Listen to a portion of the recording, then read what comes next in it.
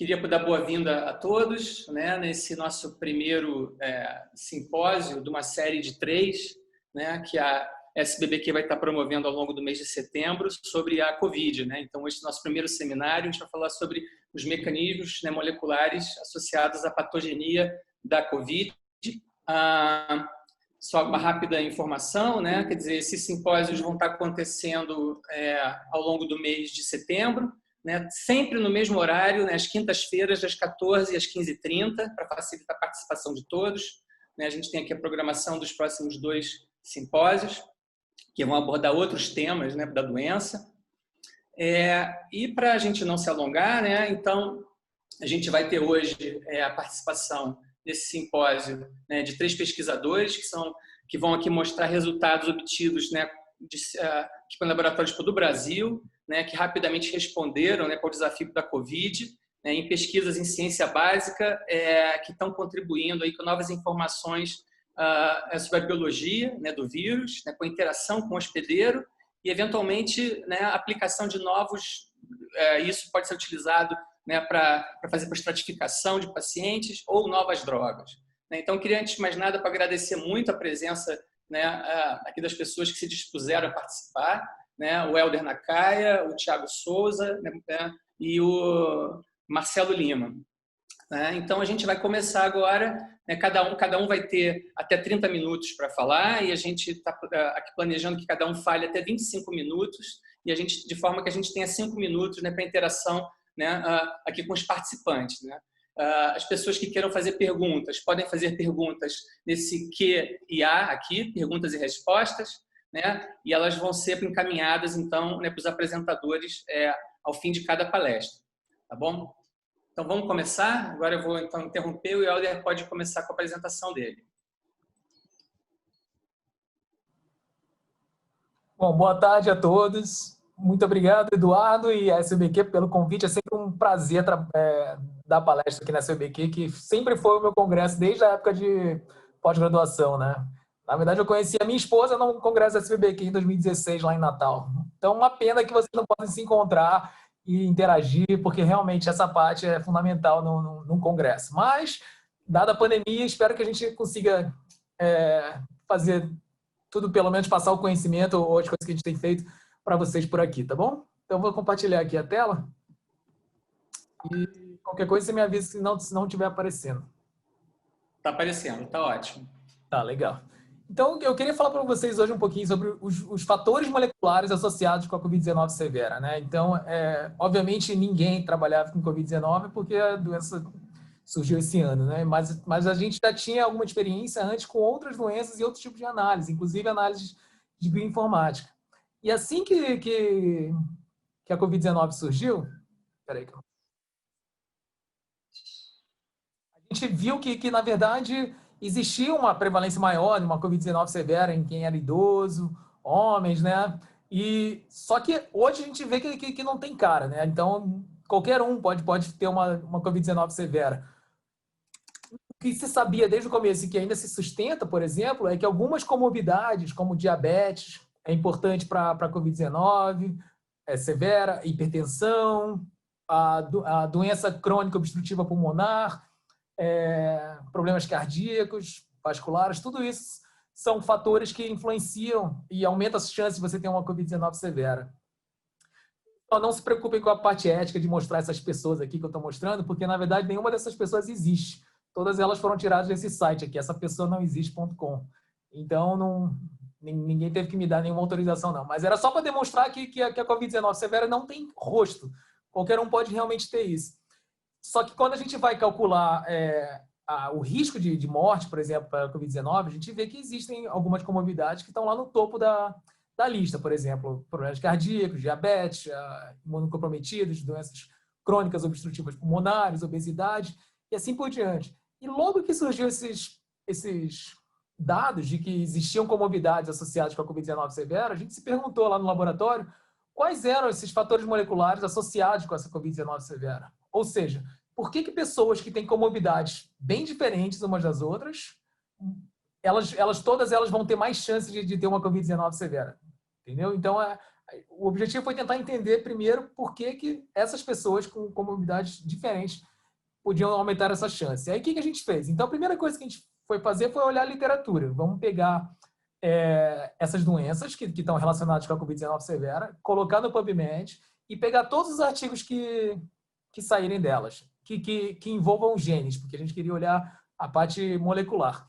E aí a gente baixou lá 8.000 artigos sobre essas doenças e foi contar quantos delas mencionavam genes humanos, né? Quais eram os genes relacionados com essas doenças. E aí, tendo essa informação, óbvio que a gente não fez isso na mão, né? Foi um programa de computador que criou essa rede de conhecimento aqui, onde mostrava, por exemplo, nas bolinhas azuis os genes e nas bolinhas vermelhas as comorbidades importantes para a Covid-19 severa. Então, a gente via, por exemplo, que tinham vários genes que estavam associados a apenas uma dessas comorbidades, mas existiam alguns genes que estavam associados a várias delas. Então, esses talvez possam ser bons candidatos para explicar por que comorbidades diferentes vão ter maior propensão de uma Covid-19 severa. E aí, quando a gente olha os top genes, IL-6, por exemplo, uma citocina pró-inflamatória, faz todo sentido ela estar lá associada com todas essas doenças. Mas aí, quando a gente vai baixando um pouquinho nessa lista, esses aqui são os genes que estão associados na literatura com 4 dessas comorbidades importantes. Então, estava lá interferon alfa, CD4, ACE2. Aí, o que a gente fez? Então, a gente foi investigar se a gente conseguia medir molecularmente o que estava acontecendo nessas pessoas que tinham essas comorbidades. Então, a gente foi num banco de dados públicos, que continha mais de 3 milhões de amostras, de transcriptoma e metiloma, vários tipos de dados moleculares a respeito, e procurou por estudos que fossem relacionados com as comorbidades associadas com a Covid-19 severa e que fossem também de pulmão de pacientes, então pulmão de humano. E aí a gente achou 7 estudos desses. Aí, então a gente baixou esses 7 estudos, reanalisou, a gente usou uma ferramenta que a gente desenvolveu chamada MetaVolcano. MetaVolcano é uma ferramenta que faz uma meta-análise de vários estudos ao mesmo tempo e produz um vulcano que sumariza todas essas informações. Então, basicamente, a gente usou essa ferramenta para descobrir quais eram os genes que estavam consistentemente aumentados ou diminuídos no pulmão de pessoas que tinham comorbidades relacionadas com a Covid-19 severa. Então, a gente achou lá 1.740 genes aumentados e 938 genes diminuídos nessas comorbidades. E aí, quando a gente vai olhar onde estão enriquecidos esses genes aumentados ou diminuídos, a gente vê que tem várias vias de sinalização relacionadas com inflamação, por exemplo, espécie reativa de oxigênio, mas a gente via que também havia um enriquecimento para ciclo celular viral, apesar de que nenhum desses estudos estava tratando de infecções virais, eram todas comorbidades associadas com a Covid-19 severa, não eram pessoas infectadas com o SARS-CoV-2 e nem que tinham Covid. E aí, quando a gente olhava dentro dessa via de ciclo viral, de ciclo de vida viral, a gente via, por exemplo, em cada um daqueles 7 transcriptomas lá, qual era o perfil de expressão dos genes dentro deles. E não havia muita consistência dos mesmos genes nessa via, mas ACE2, ele estava lá aumentado em todas elas. ACE2, ou a enzima conversora de angiotensina 2, a ECA2, né, é um gene extremamente importante para o vírus, porque o vírus entra na célula usando esse ACE2, né? Obviamente, agora tem um trabalho que a gente colaborou que mostra que ele pode usar outros receptores também, igualmente importantes. Mas esse ACE2 é um dos mais importantes para ele entrar nas células. Então, o vírus precisa do ACE2 para entrar nas células. E era justamente esse gene que estava aumentado no pulmão. Então, qual que era a hipótese? A hipótese era que pessoas que tinham essas diferentes comorbidades, elas poderiam ter maiores níveis de ACE2 no pulmão. Ter maior nível de ACE2 no pulmão podia, por exemplo, caso ela fosse infectada, facilitar com que o vírus entre e infecte mais células. Então, a hipótese era que ter níveis maiores de ACE2 no pulmão poderia levar a uma maior replicação viral, porque é mais fácil o vírus entrar na célula, e esse aumento de replicação viral poderia aumentar a chance de você desenvolver uma Covid-19 severa. Então, essa era a hipótese que a gente guiou para contar a história desse trabalho, né? E aí, quando a gente olha lá naqueles estudos, e aí incluiu outros estudos também de pulmão, como câncer, por exemplo, adenocarcinoma de pulmão, a gente via que realmente esse 2 aumenta no pulmão de pessoas que têm câncer, pessoas que têm doença obstrutiva pulmonar crônica. E aí, quando a gente olha aqui, ó, isso aqui são hipertensão arterial pulmonar, mostrando que esse 2 está aumentado no pulmão deles. E aqui são estudos de doença pulmonar obstrutiva crônica e até fumantes muito crônicos, pesados, né, comparado com pessoas que não fumam. Então, dava para ver que realmente esse 2 aumenta no pulmão dessas pessoas. Aí a outra pergunta era, tudo bem, se eles aumentam nessas pessoas, o que faz ele aumentar? Qual é o fator de transcrição? O que regula a expressão de ACE2 no pulmão dessas pessoas? Então, um jeito que a gente encontrou para buscar esses possíveis candidatos era comparar a expressão do ACE2 com a expressão de vários outros genes no pulmão, porque a gente tinha o transcriptoma dele inteiro. Então, por exemplo, imagine que você bota lá num plot o ACE2 e um fator de transcrição que você quer investigar. E aí você nota que existe uma correlação muito positiva entre a expressão de ACE2 e a expressão do fator de transcrição. Ou seja, pessoas que têm altos níveis de ACE2 também têm altos níveis do fator de transcrição. E pessoas que têm baixos níveis de ACE2 têm baixos níveis de fator de transcrição. Então, esse é um tipo de análise que é chamado de guilt by association, né? Então, você usa esse tipo de correlação linear para inferir possíveis reguladores do gene ACE2. E aí, quando a gente faz isso com os dados dos 7 transcriptomas de pulmão, usando o ACE2 como a isca, a gente via que existia, por exemplo, 544 genes positivamente correlacionados com o ACE2. Então, todos eles, de alguma forma, ou eram corregulados com ACE2, com os mesmos fatores de transcrição, ou um desses aí podiam estar envolvidos na regulação do próprio ACE2. E aí, o que a gente fez? A gente pegou aquela lista de 544 genes e colocou numa análise de enriquecimento de epigenética. E a gente via, por exemplo, que existia várias marcações de histonas importantes enriquecidas nessa lista de 544 genes, incluindo essas marcações aqui. Então, tinha essa metilação aqui nesses sítios específicos das histonas, né?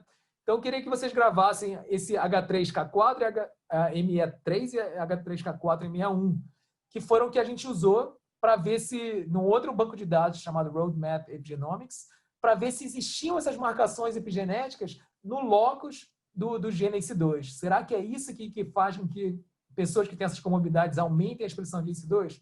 E aí, quando a gente olha lá nesse banco de dados, especificamente em tecidos do pulmão, né, numa linhagem de células de pulmão, a gente vê que existe dados, sim, de marcas epigenéticas para essas histonas e essas marcações, justamente no locus do ACE2. Então, a gente tentou mostrar que, provavelmente, essas pessoas que tinham essas comorbidades, elas causavam uma mudança epigenética que aumentava o ACE2 no pulmão delas. Então, a gente publicou isso recentemente, obviamente, porque foi tudo esse ano, mas o fato é que todos esses trabalhos a gente fez usando apenas dados públicos e análise de bioinformática. A única coisa que nos guiou foram as hipóteses que foram surgindo e as ferramentas que a gente foi usando para poder validar isso. E aí, se a gente olha aquela lista de novo de comorbidades importantes para a Covid-19 severa, a gente vê que lá no top 2, lá, uma das mais importantes comorbidades, é justamente diabetes. E aí a gente entrou numa colaboração com o pessoal do Pedro Vieira, da Unicamp, Alessandro, Marcelo Moro, um monte de gente da Unicamp fera, que eles estavam justamente investigando isso. Então, o que a gente fez para ajudar foi pegar dados agora de pessoas que tinham Covid-19 severa, olhar dados de single cell transcriptomics, ou seja, cada bolinha dessa aqui que está sendo mostrada é uma célula única onde se mediu o transcriptoma dentro daquela célula.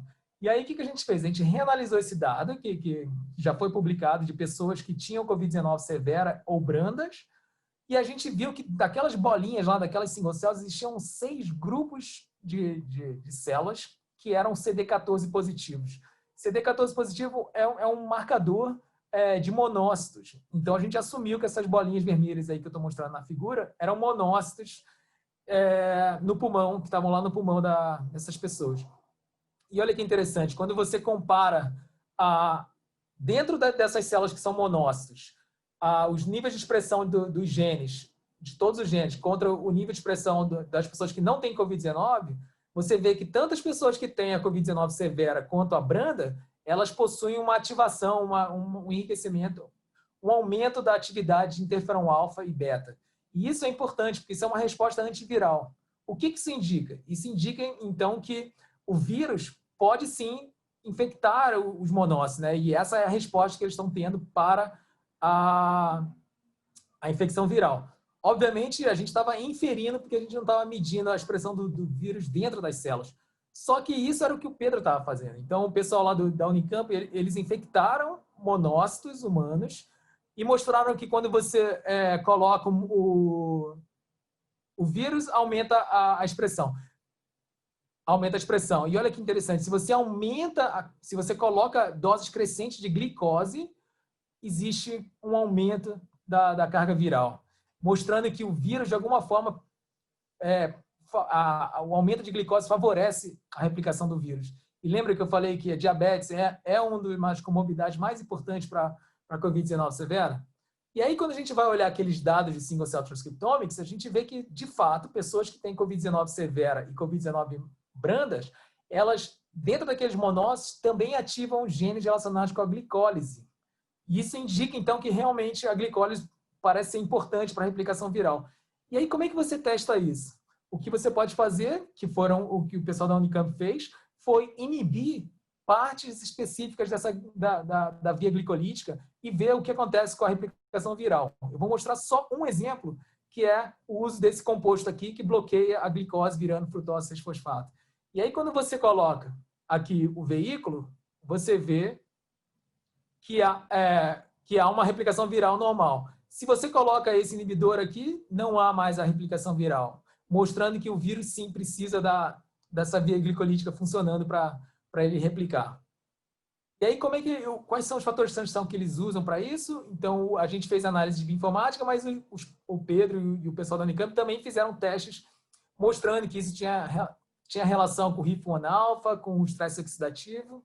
E isso foi publicado também, obviamente, recentemente agora, saiu em setembro desse ano, esse artigo da Cell Metabolism, que mostrava que os níveis elevados de glucose favoreciam a infecção de SARS-CoV-2 e a resposta de monócitos através de RIF1-alfa e a glicólise. Aí a gente tem agora um trabalho que não está nem publicado e nem no repositório, ou seja, a primeira vez que eu estou falando desse trabalho e eu espero que vocês gostem. Então, o que a gente se perguntou? Será que existem outras comorbidades que podem ser importantes para a Covid-19 severa? Será que a gente poderia olhar outros problemas que são comuns e que ninguém estava olhando porque não saltou aos olhos? E aí a gente chegou nessa doença aqui, que é a chamada de esôfago de Barrett. Esôfago de Barrett é uma condição onde há um refluxo constante, né? Então, esse ácido do estômago vai lá para o esôfago e acaba causando alterações na camada ali do esôfago, né? Então, dá para ver nitidamente que as células mudam de morfologia. E aí, se você vai olhar a prevalência disso, estima-se que 5% da população dos Estados Unidos tenha esse esôfago de Barrett. Aí, o que a gente fez? A gente pegou, então, os estudos, foi o Leandro que fez isso, né? O Leandro pegou os estudos, 8 estudos de esôfago de Barrett e fez aquela análise que a gente fez com o pulmão, só que agora ele olhou Barrett comparado com células normais. E aí, quando ele faz isso, ele vê que existem 304 genes que estão aumentados em pelo menos 7 dos 8 estudos. E 256 genes que estão diminuídos de expressão em pelo menos 7 desses 8 estudos. E aí, então, esses são os genes, usando aquele metavolcano, que são consistentemente aumentados ou diminuídos no esôfago de Barrett.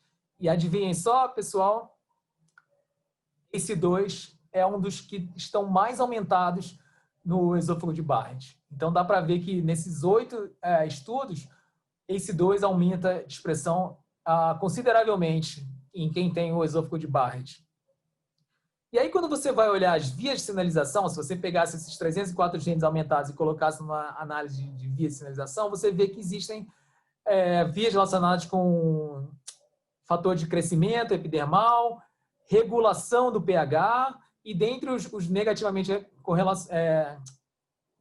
regulados, né, os downregulated, eles estão relacionados com epiderme, queratinose, que é exatamente as mudanças morfológicas que acontecem no esôfago de Barrett. Só que olha que interessante, o esôfago de Barrett, lembra que eu falei, ele é causado justamente porque o ácido do estômago vai lá expor o tecido do esôfago por muito tempo. E a gente vê que realmente a regulação intracelular do pH está enriquecida nesses genes aumentados. Então, de alguma forma, o pH parece estar envolvido com isso. Aí a gente se perguntou, será que então o pH pode regular a expressão do ACE2?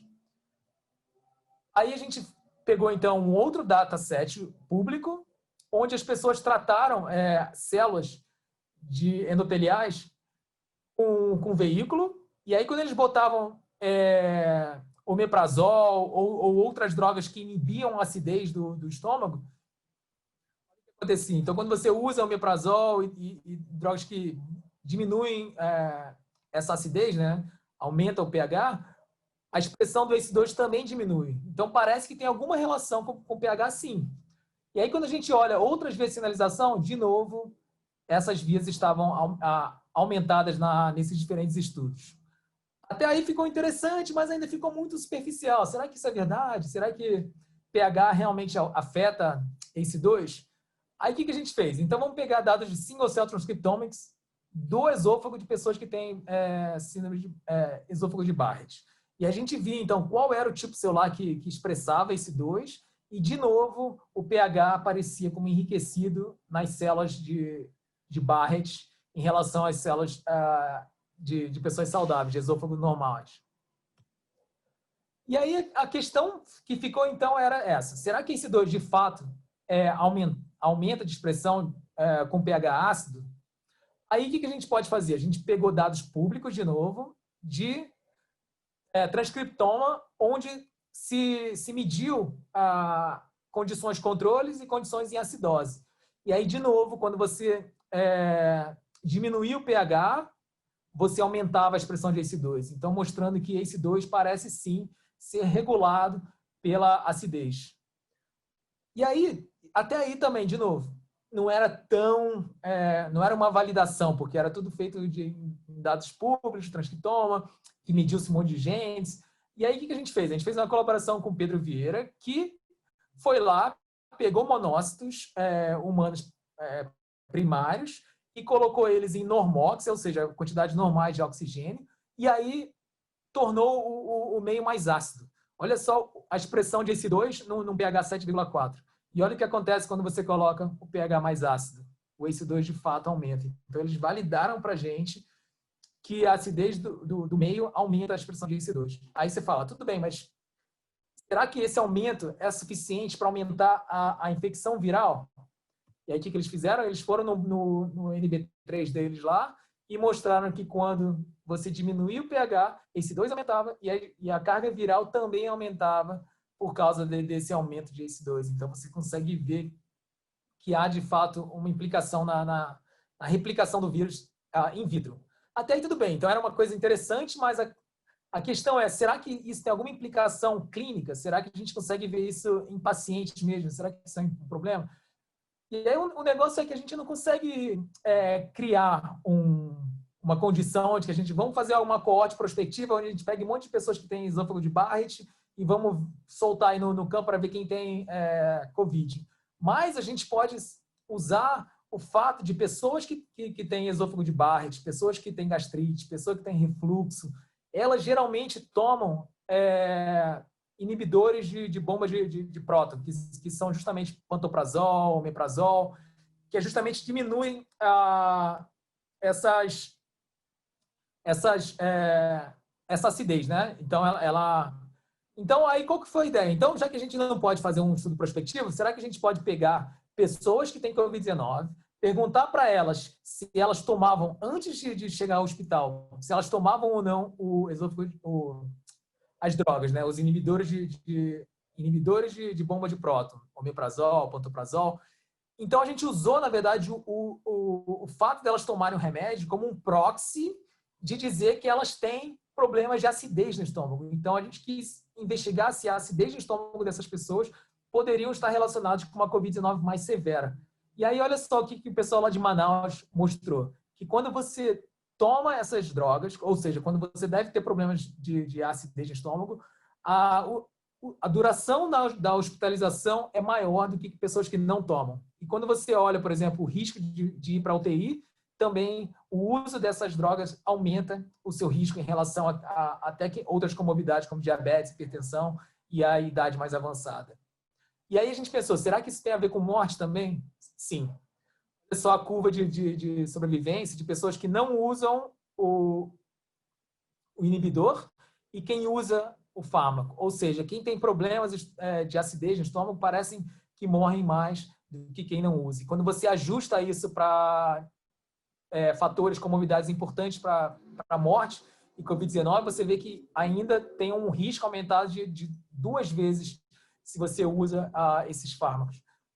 E aí a gente falou, nossa, que interessante, mas será que isso é verdade? Será que 600 pessoas é suficiente para a gente concluir isso aí? Aí a gente fez uma colaboração com o pessoal de São José do Rio Preto, Maurício Nogueira, que também tinha uma coorte, onde aí a gente pediu para eles olharem lá no prontuário de cada um daqueles centenas de pessoas se elas tomavam ou não omeprazol, pantoprazol, esses inibidores. E aí o que eles viram? Que as pessoas que tomavam esses fármacos, de novo, morriam mais e tinham mais chance de morrer por Covid-19 do que pessoas que não tomavam esses remédios. Aí agora, rapidamente, só vou falar de um outro projeto de virologia que a gente começou agora, na verdade, isso tem a ver com essa ferramenta que a gente desenvolveu chamada Structure RNA Finder, que ela busca por estruturas secundárias no genoma em RNA e DNA, sequência de RNA e DNA. E por que isso é importante? Porque se você vai olhar o genoma de coronavírus, eles são altamente estruturados. Então, se você olha o genoma de MERS, de SARS de 2003, você vê que, por exemplo, existem estruturas relacionadas com eficiência de replicação, com frame shift, com controle de síntese de RNA. E aí a nossa questão é, será que essas variações nas estruturas secundárias podem contribuir com a patogênese SARS-CoV-2? E aí a gente usa ferramentas, usando as sequências que estão públicas do vírus, para interrogar, e aí a ferramenta te dá as estruturas secundárias, compara com outros organismos, e você pode inferir se essas estruturas estão presentes ou ausentes de acordo com a gravidade do paciente. Tem um último projeto que eu quero mostrar, que são parâmetros clínicos. Então, o objetivo aqui era poder, dentro daquele monte de parâmetros que se mede quando você está com uma doença, né, os exames de fezes, de sangue, de urina, quais deles são mais importantes para predizer uma Covid-19 severa? E a gente usou um repositório de dados que a FAPESP criou com dados do Hospital Sírio-Libanês, Albert Einstein e do Fleury. Então, eles colocaram, a FAPESP centralizou 4,5 milhões de medidas laboratoriais de mais de 400 parâmetros. Então, se você for ver hematócrito, ferritina, está tudo lá. E aí a gente fez uma análise, a gente demorou bastante porque a gente tinha que procurar traduzir tudo, ver quais eram os exames, que eram os mesmos exames com 3 nomes diferentes. E aí a gente chegou em 170 mil indivíduos, dos quais mais de 30 mil tinham Covid-19. E pelo fato de a gente ter uma quantidade tão grande de pessoas com Covid-19, a gente foi capaz de separar os sexos, homens e mulheres, e olhar ao longo das idades, para cada um desses parâmetros, o que acontecia com eles. Então, isso a gente consegue ver, por exemplo, aqui, que a proteína C reativa, que é uma proteína que é um marcador de inflamação sistêmica. Você vê que pessoas, homens, azul escuro, que têm Covid-19, tendem a ter mais proteína C reativa do que homens, esse azul claro, sem Covid. E aí, quanto mais velho eles são, esse aumento parece também ser maior em homens com Covid em relação com homens sem Covid. Mulheres também parecem ter mais proteína C reativa do que mulheres sem Covid, tá vendo? Só que essa diferença é muito menor do que a diferença que a gente vê em homens idosos, né? Mesma coisa para enzimas como a ALT, a AST, GGT. A gente olhou também nutrientes, cálcio, sódio, ferritina, fibrinogênio, tudo quanto é parâmetro, e a gente foi vendo ao longo das idades. Então, a gente acha que isso pode ser um importante recurso para o médico interpretar os valores de exames, porque geralmente quando você pede um exame, você vê lá no seu exame que o valor de referência para quem tem mais de 18 anos é esse valor aqui.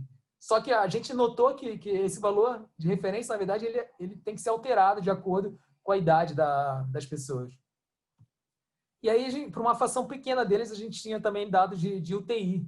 E aí a gente foi olhar o que acontecia ao longo da UTI, desde que a pessoa foi internada, com os diferentes parâmetros, né? Então, aqui o dia zero é quando a pessoa foi internada, e esse aqui é o que acontece com LDH, a lactato desidrogenase, em mulheres e homens. Esse aqui é o valor de referência de homens e mulheres ao longo da UTI, tá vendo? Nem volta ao tempo normal.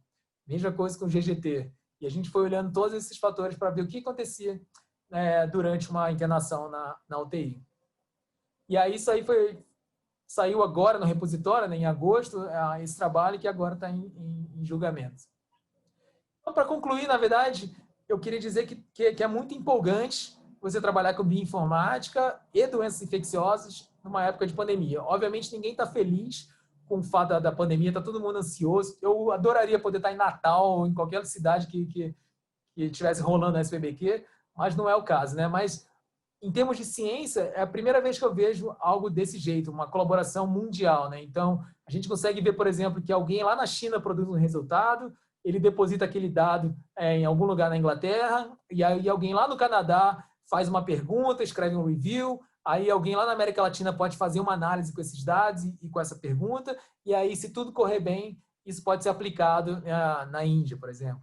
Então, é algo que tem exemplos de que isso aconteceu e mostra que cientistas podem trabalhar juntos para um bem comum.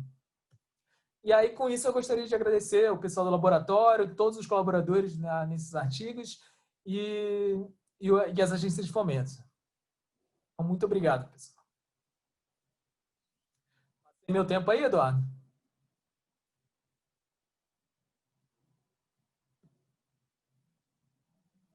Oi, Helder. O Eduardo teve um problema, ele teve que sair. A gente tem duas opções. Tem algumas perguntas que foram feitas para você no Questions and Answers. Você quer dar uma olhadinha e responder? Senão eu passo o próximo convidado e as perguntas ficam para o final. Bom, eu acho que se o Eduardo ainda vai voltar, eu tenho tempo, né? Eu não passei do meu tempo, eu passei. Não passou, não. Tem 5 minutos para responder as perguntas. 5 minutos tá ótimo. Depois eu volto, se não... Então, a Cícera perguntou sobre qual programa utilizado para fazer essa associação. Na verdade, eu não vi qual era a associação que você está falando, né? Mas a gente usou bastante pacotes em R, em Python, então isso aí são programas que já existem, né? Omeprazol, você mostrou inicialmente um estudo que medicamento diminuiria a expressão de ACE2, mas depois, quando veio a paciência, ela superior.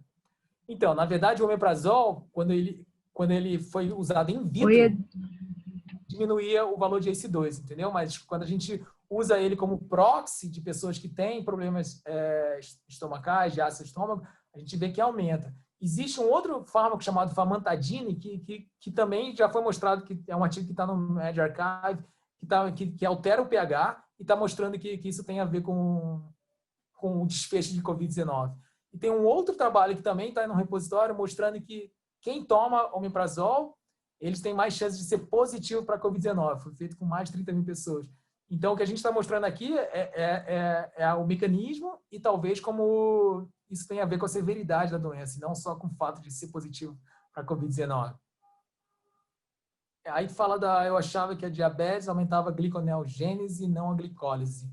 Esses são diabetes compensados. Pois é, isso é algo que foi visto em diabéticos em geral, né? É difícil você ver se são diabéticos compensados ou não, se são diabetes obesos ou não. Então, o fato é que diabetes em geral está associado com risco maior, mas isso não é nada individual que você possa dizer com certeza o que acontece para aquela pessoa, né? Então, é uma análise de risco. Asma, porque os asmáticos são considerados população de risco. Nossa, aqui está pipocando um monte de coisa. Na verdade, eu não trabalho com isso, né? Mas o que mostrou-se que asma ele está relacionado com morte e de forma invertida com a internação.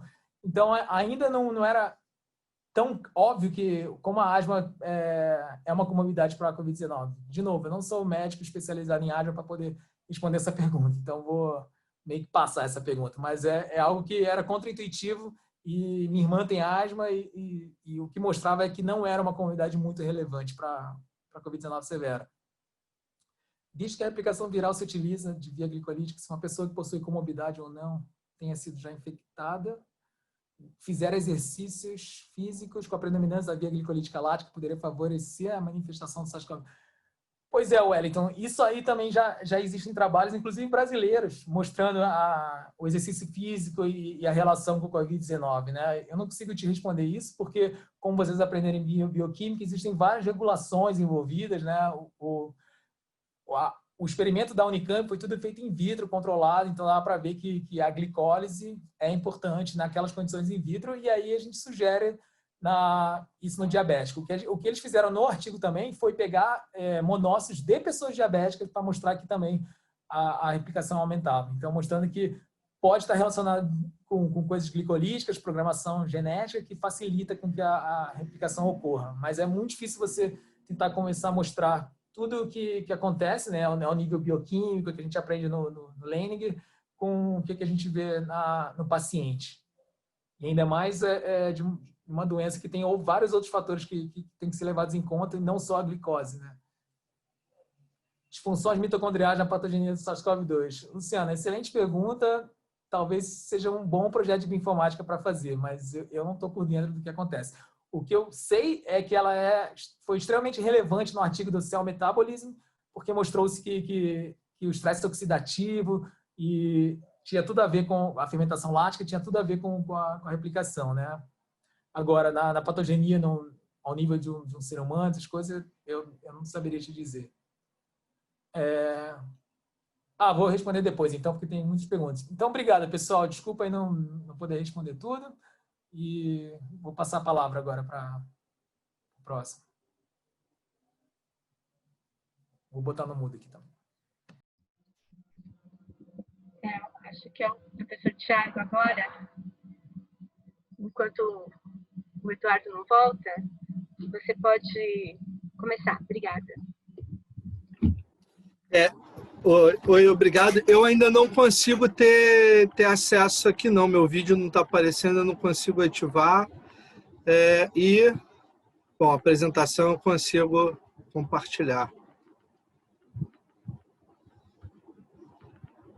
Só um instante. Start my video. Tá. Me escutam? Sim.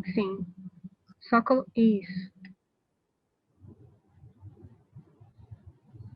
Então, meu nome é Thiago Moreno Lopes de Souza, eu sou especialista, que é uma posição equivalente a professor titular na Fiocruz.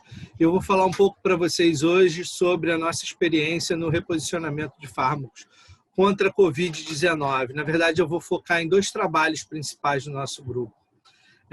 Eu sou mestre e doutor em bioquímica, só que eu sempre trabalhei com modelos eu sou bioquímico / virologista. A gente teve alguns trabalhos importantes nos últimos anos no enfrentamento de epidemias, como a epidemia de Zika, e no reposicionamento de fármacos para dengue, Zika e chikungunya, no caso, utilizando sofosbuvir, que é um análogo de uridina. Esse trabalho foi reconhecido pelo Médicos Sem Fronteira e a gente intensificou a nossa atividade agora na Covid-19.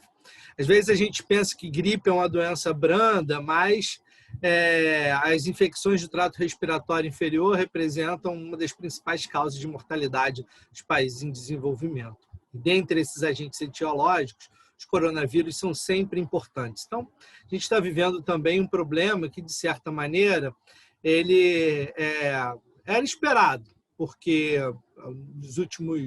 desde os anos 60, novos coronavírus são descobertos, como tendo capacidade de romper a barreira animal e chegar até o ser humano. É o caso de alguns coronavírus, como o NL, 229, o C43 e HK, que têm uma relevância sazonal, e os altamente patogênicos, como o SARS, que ele advém do morcego e do pangolim, né, do morcego e do civet, que é esse animal incomum na nossa fauna, e o MERS, de camelos. Em 2019, em 31 de dezembro de 2019, a OMS é notificada para a presença de pneumonias de causa desconhecida na cidade de Wuhan, e se detecta um novo coronavírus, que filogeneticamente é próximo ao coronavírus 1 de 2002, e ele parece se correlacionar com cepas selvagens que estão presentes no morcego e agora sim no pangolim. Então, pelo menos nesse século, a gente já viveu 2 outros episódios de vírus altamente patogênicos que foram controlados nas medidas de distanciamento, e agora esse controle não aconteceu e a gente sabe muito bem o que está acontecendo. Essa grande dispersão de vírus global, que ela tem seu epicentro inicial na China, depois um epicentro na Europa, nos Estados Unidos, e agora a gente vê essa dispersão viral por diferentes países que têm enfrentado de maneira distinta a pandemia. Esse vírus parece ter o seu início de circulação em novembro de 2019, com uma margem de erro entre outubro e dezembro. Então, essa descoberta do novo coronavírus na China ela foi oportuna, e em tempo oportuno, consistente com o surgimento da cepa em humanos mesmo. A gente vive uma situação única no mundo. A gente tem, o mundo tem mais ou menos de 9 meses enfrentando a pandemia e praticamente 100 mil mortos por mês no mundo. O Brasil é um dos principais países em termos de mortalidade e de número de casos, sendo superado agora pela Índia e pelos Estados Unidos, que são países que também têm populações maiores que a do Brasil. É impossível saber hoje, nesse momento, dos casos que iniciam, qual vão ser aqueles autolimitados, que eles vão ter um decaimento da carga viral, que graficamente é representado aqui como sendo o decaimento relativamente esperado, ou quais são aqueles indivíduos que vão progredir para a gravidade e vão ter uma destruição pulmonar bastante intensa. E aí mesmo os sobreviventes têm alguma chance de sofrer sequelas por causa da intensa fibrose que vai se seguir adiante.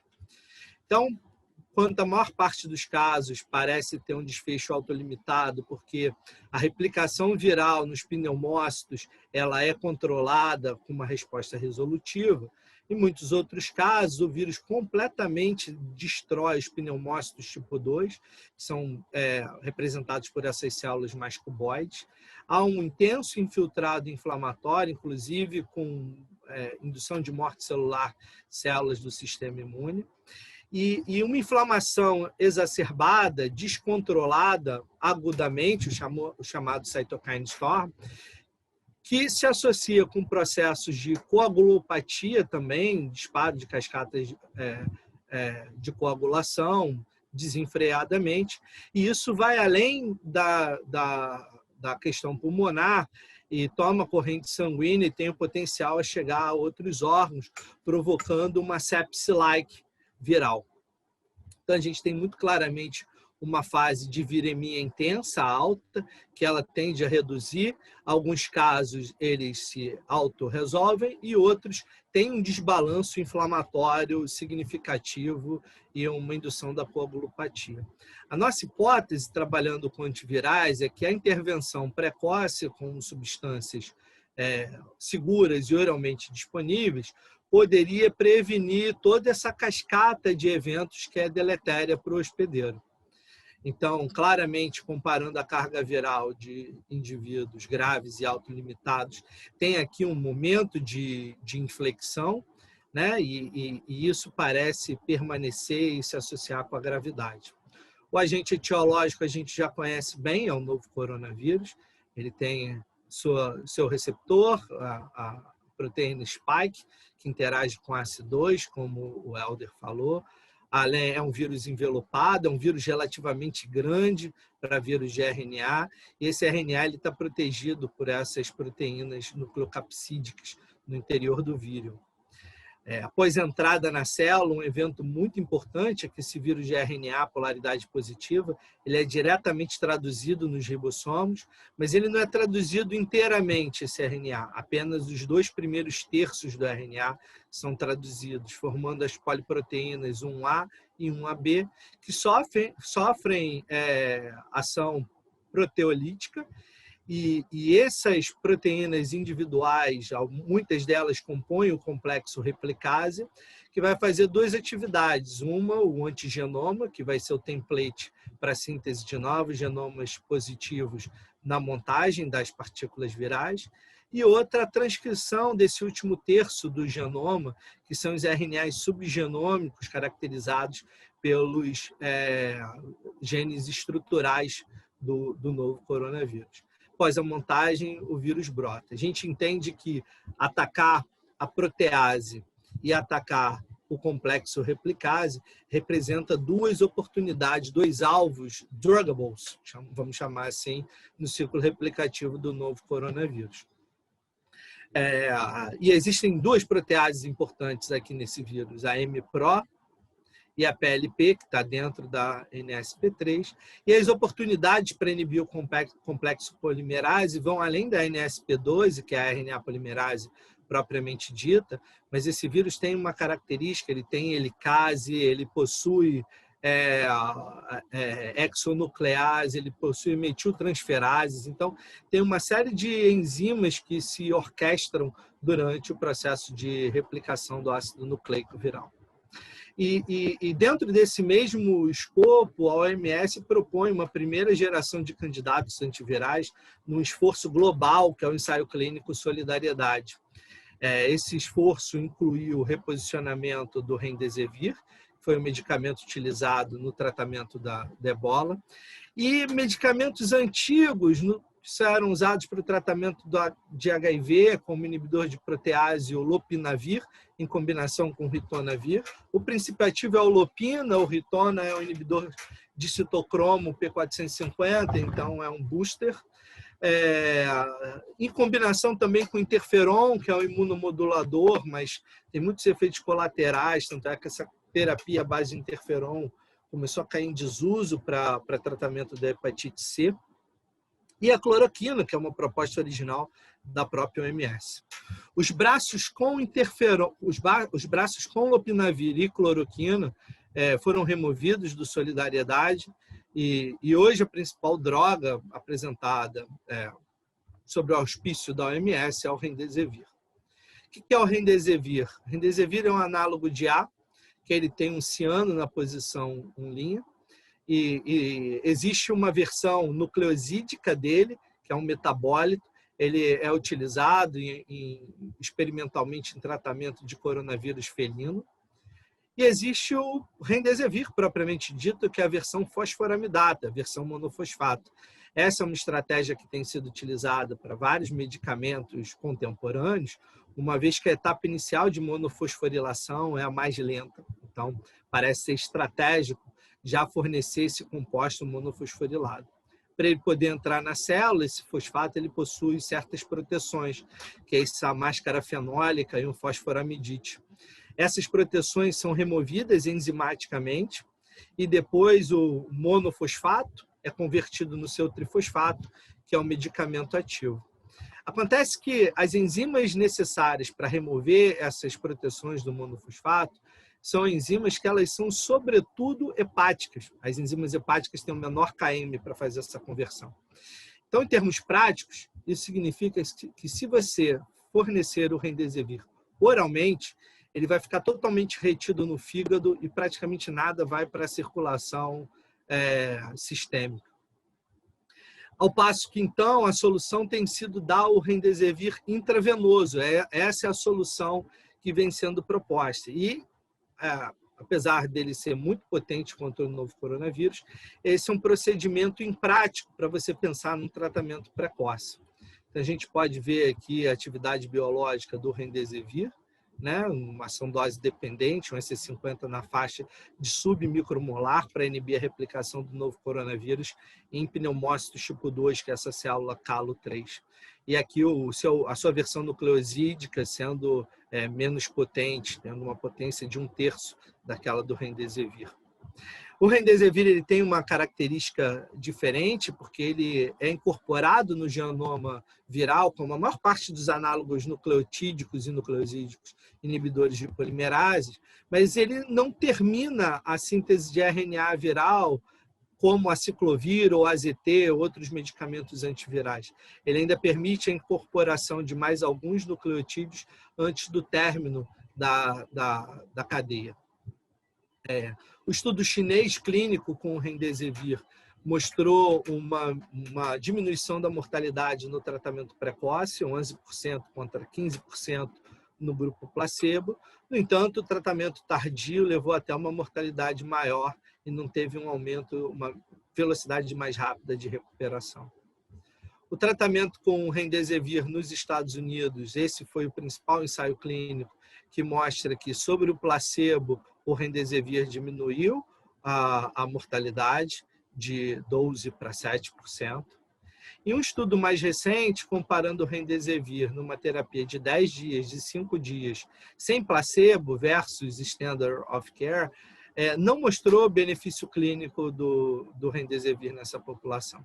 Provavelmente o efeito está no meio do caminho entre todos esses estudos, mas o argumento permanece que há necessidade de medicamentos disponíveis oralmente. Uma outra preocupação é que bastam 2 mutações na polimerase para ela se tornar resistente ao Remdesivir. E com seu uso massivo é possível que esse evento aconteça. Então, a gente propõe uma segunda geração de medicamentos orais que poderiam ser considerados para o tratamento da Covid-19. A gente entende que boa parte desse esforço inicial da OMS está calcado nas ações que aconteceram há praticamente 20 anos atrás, na epidemia de SARS de 2002. E naquela ocasião, o lopinavir era uma das principais medicações em utilização clínica contra o HIV e sendo reposicionada. Acontece que de 2003 para cá surgem muitos outros antirretrovirais, inclusive o atazanavir.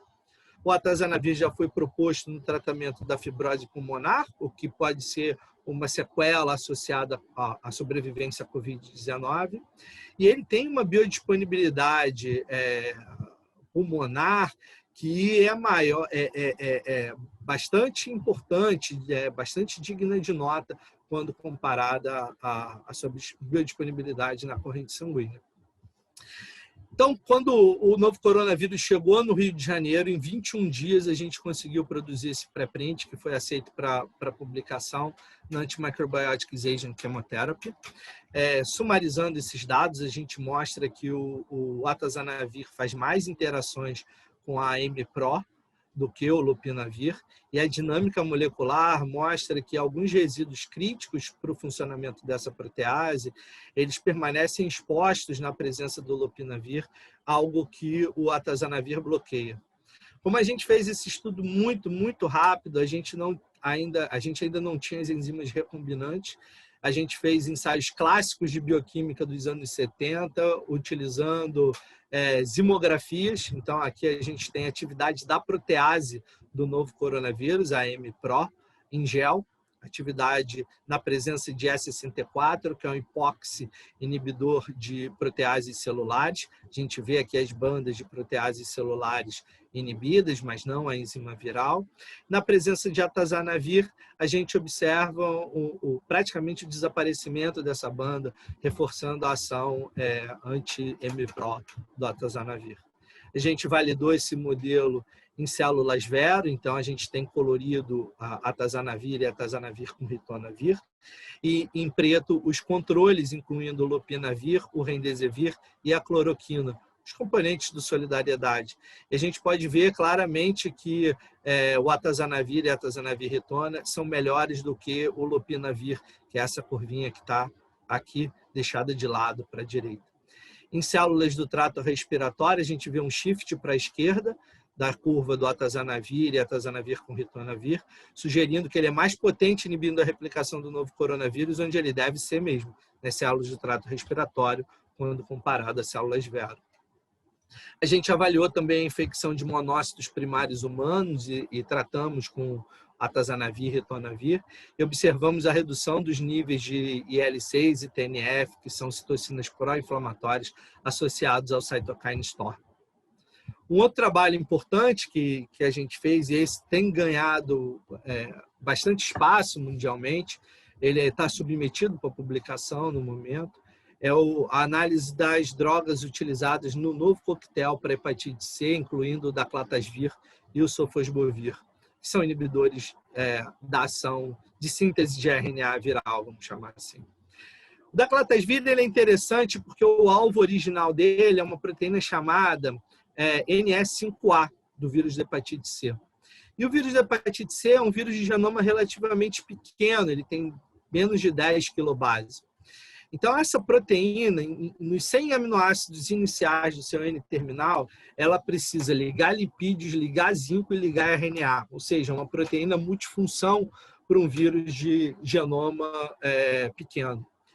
O novo coronavírus tem 3 vezes o tamanho genômico do vírus da hepatite C. Então, muitas dessas funções elas vão ser distribuídas ao longo de outras proteínas. Então, esse foi o racional que a gente seguiu para não ficar procurando exatamente um ortólogo no genoma do vírus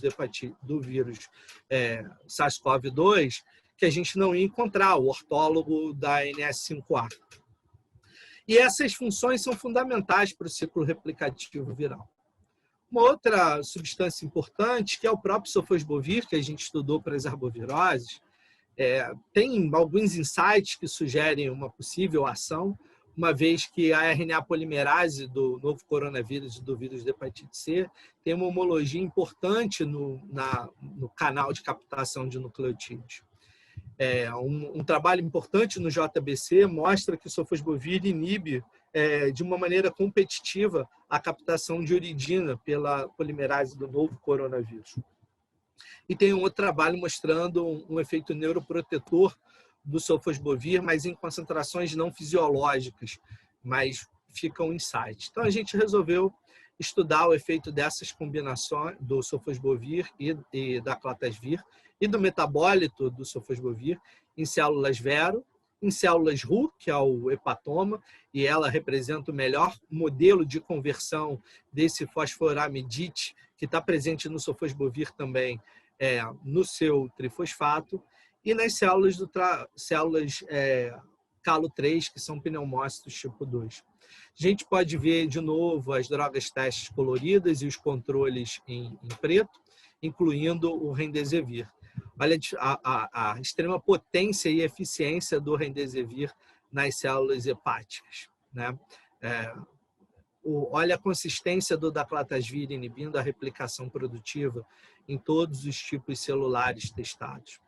O sofosbuvir ele não é ativado em células vero.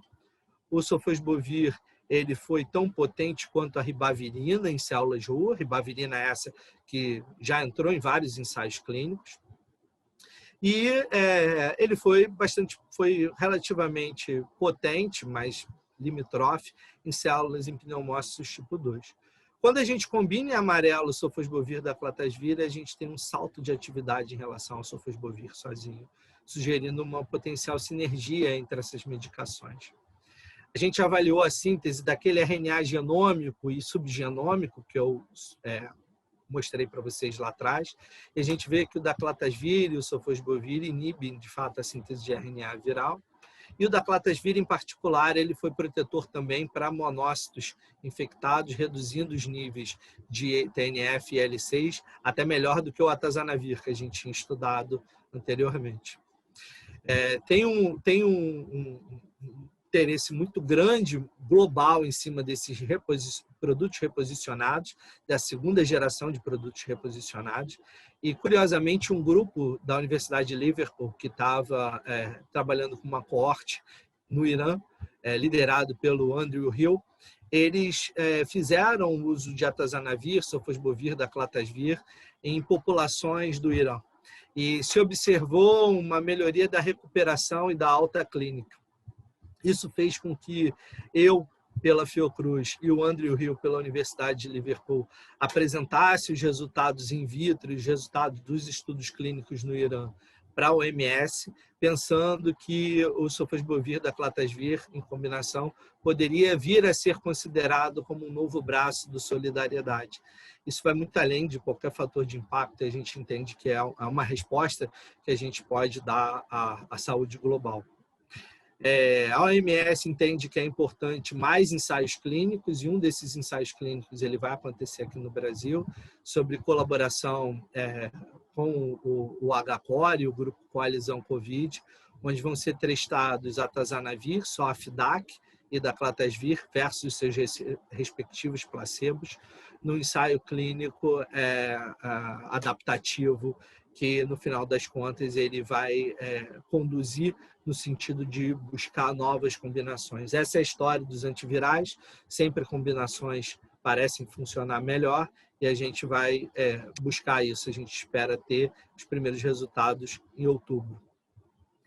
Então, eu guiei vocês por 2 dos nossos principais estudos, que mostram que o atazanavir e o daclatasvir têm atividade contra o novo coronavírus, em diferentes tipos celulares, isso é muito importante. Que a atividade, os parâmetros farmacológicos in vitro dessas 2 substâncias, eles estão dentro da área sobre a curva para humanos, então isso é uma coisa importante. É muito fácil no laboratório a gente acabar esticando um pouco mais a concentração de droga e achar uma atividade numa dose que não é atingida plasmaticamente, então a gente está seguro com relação a esses dados. A potência do sofosbuvir contra o novo coronavírus não foi acima da sua Cmax, mas acho que tem algumas investigações que a gente está fazendo para a neurocovid que são importantes. Tem algumas coisas que a gente desconhece sobre a biodisponibilidade e compartimentalização desse fármaco. E os estudos de combinação, a gente ainda tem mais coisa em andamento. Eu guiei vocês através desses 2 trabalhos, que um deles já está aceito para publicação, o outro está submetido. A gente ainda tem mais 8 trabalhos que estão aí ou em pré-print, né? Do 4 ao 7. O 3 é um desenvolvimento pré-clínico de novos medicamentos, junto com o Dr. Jaime Rabi, da Microbiológica, e o João Calixto, do CIEMP. E a gente tem um outro estudo da interação plaqueta-monócito colaborativo, aceito recentemente para publicação também. Então, isso mostra assim, o quanto de esforço a gente teve nesse período da Covid-19, em 5, 6 meses de Covid no Brasil. Esse é um pouco o conjunto dos nossos resultados. Para fazer isso é necessário uma intensa diligência em captação, então a gente agradece muito um programa interno da Fiocruz, da Rede Nova, que o meu principal projeto de reposicionamento foi financiado também pela nossa bolsa B3, e além do CNPq, a Rede Vírus do Ministério da Ciência e Tecnologia e o Ministério da Ciência e Tecnologia, que estão apoiando esse ensaio clínico, são um dos principais parceiros nesse ensaio clínico, além de outras fontes de recurso. E também na história do desenvolvimento de novos medicamentos, que eu não tive tempo para explorar hoje com vocês, além da CAPES, FAPERJ e dos INCTs. Eu vou parar por aqui e vou ficar feliz em responder qualquer pergunta que tenha disponível. Obrigado.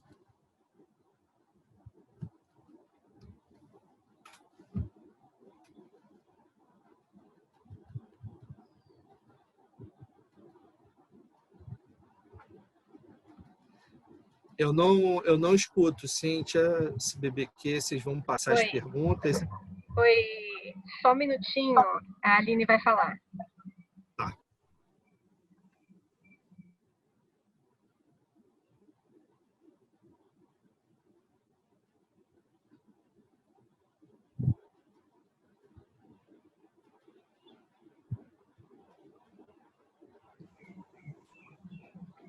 Eu acho. Você consegue ver... Só um minutinho.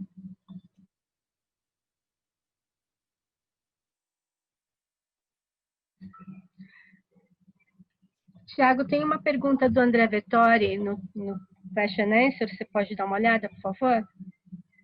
Posso. E uma do Leandro Barbosa.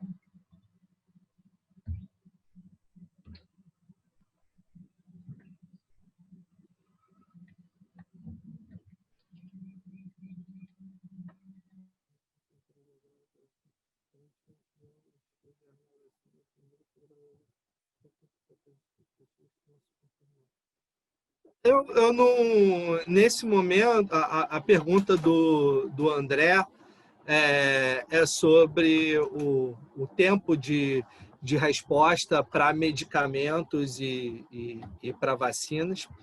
Então, eu acho que no mundo ideal de respostas coordenadas, a gente teria uma ação com plasma de indivíduos convalescentes, seguido de reposicionamento de fármacos, seguido do desenvolvimento de fármacos específicos. Em paralelo, eu não acho que você tem a necessidade do desenvolvimento de vacinas. O que eu acho que a resposta, qualquer que seja ela, de medicamento ou de vacina, ela é uma resposta tardia, na minha opinião, porque tendo havido surto de SARS em 2002 e de MERS em 2014, se as principais agências de saúde pública global não tivessem negligenciado os coronavírus, talvez a gente já tivesse medicamentos e vacinas disponíveis, ou pelo menos plataformas sobre as quais a gente poderia se debruçar, como é o caso do influenza, que, embora exista o potencial pandêmico também, existem drogas de amplo espectro para várias cepas de influenza e plataformas de vacina. Eu não tenho como dizer que as vacinas vão surgir num curto espaço de tempo. Elas estão em ensaios clínicos. E eu acho que o tempo da ciência é esse tempo. Não tem como antecipar, né? Acho que a gente não tem garantias que todas essas vacinas vão funcionar. E ainda que muitas vacinas funcionem, se a gente olhar para o retrospecto de outras doenças, como o sarampo, a rubéola, por exemplo, contra os quais existe vacina, a erradicação e o controle mundial dessas doenças não é nada fácil. É muito difícil, é uma campanha erradicar uma doença, ou mesmo eliminar, que é uma palavra num critério hierárquico, um degrau abaixo de erradicar, né? Eliminar de um território, erradicar do mundo. Então, ainda que se tenha uma vacina, acho que as campanhas de eliminação vão levar muito tempo, acho que as campanhas de erradicação mais tempo ainda, talvez não seja erradicável, porque são vírus que têm reservatórios animais. Então, a necessidade de drogas, de medicamentos, ela é contínua. O reposicionamento é aquilo, você não vai conseguir ter o melhor medicamento do mundo, porque o melhor medicamento ele foi desenhado para outro fim.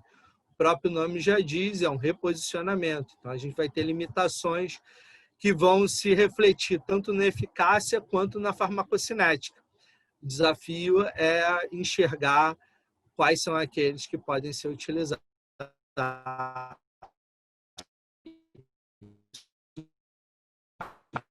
de busca de produtos reposicionados também para outras doenças. A segunda pergunta, sistemas Deus Delivery lipídico, eu não conheço o que é Deus Delivery lipídico. Os delivery lipídicos, se ele estiver falando de nanoformulações, as nanoformulações podem ajudar, sim, naquelas substâncias que não têm biodisponibilidade no trato respiratório para ter, mas para aquelas que chegam no trato respiratório e não são ativadas ou são metabolizadas e inativadas no trato respiratório, eu não acredito que as nanoformulações ajudem. Jacobs group published in August that they believe that derived from basic store on the center may be viral complement.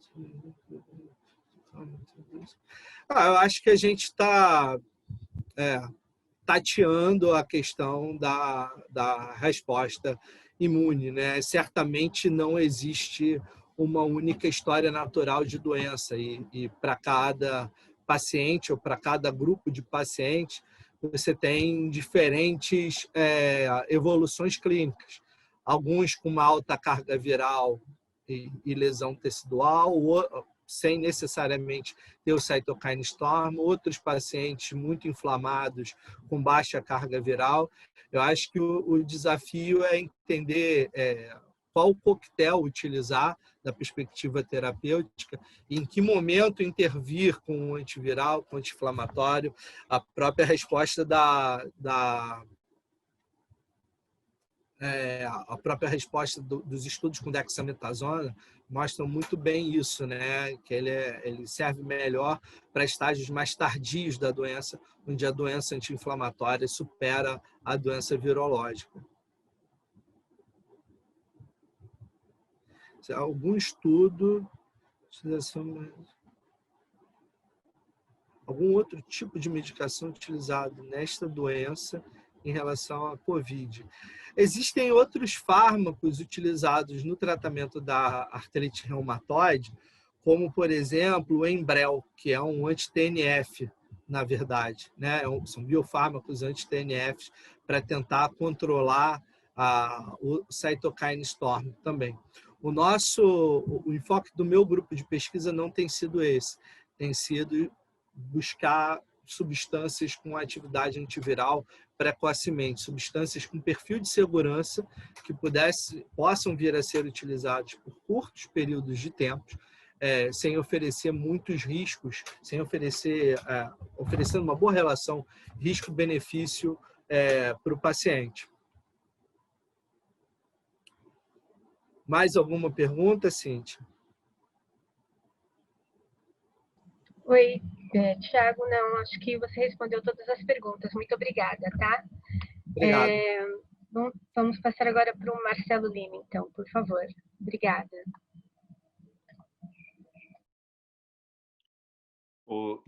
Cíntia, eu ainda não consigo começar o meu vídeo.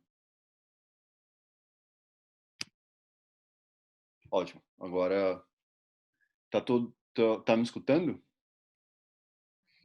Sim, pode fazer sua apresentação. Obrigada. Tá, imagina. Então, primeiramente eu queria agradecer o convite da SBBQ, na pessoa da Selma, que foi quem me contactou algumas semanas atrás. E é sempre um prazer fazer parte dessa reunião, como o Helder comentou anteriormente, né, que junta bem a comunidade que trabalha em bioquímica, biologia celular e biologia molecular no Brasil. Ele comentou que ele conheceu a esposa dele em Natal e, por curiosidade, eu sou natalense. Nascido e criado em Ponta Negra, inclusive, que foi palco da SBB, que eu acho que pelo menos algumas que eu me lembre da minha época de estudante, uma ou duas vezes. E só um detalhe, que a minha filiação ainda está aparecendo como eu na Unifesp, mas desde de maio do ano passado que eu mudei para a Inglaterra. Então, atualmente eu estou na Universidade de Keele, que é uma universidade que fica bem no centro do país. A gente está aproximadamente 1h30 de Londres de trem. E as cidades maiores que todo mundo conhece, por motivos mais variados, está mais ou menos 40 minutos de trem, que é Liverpool e Manchester, que está ao nosso norte.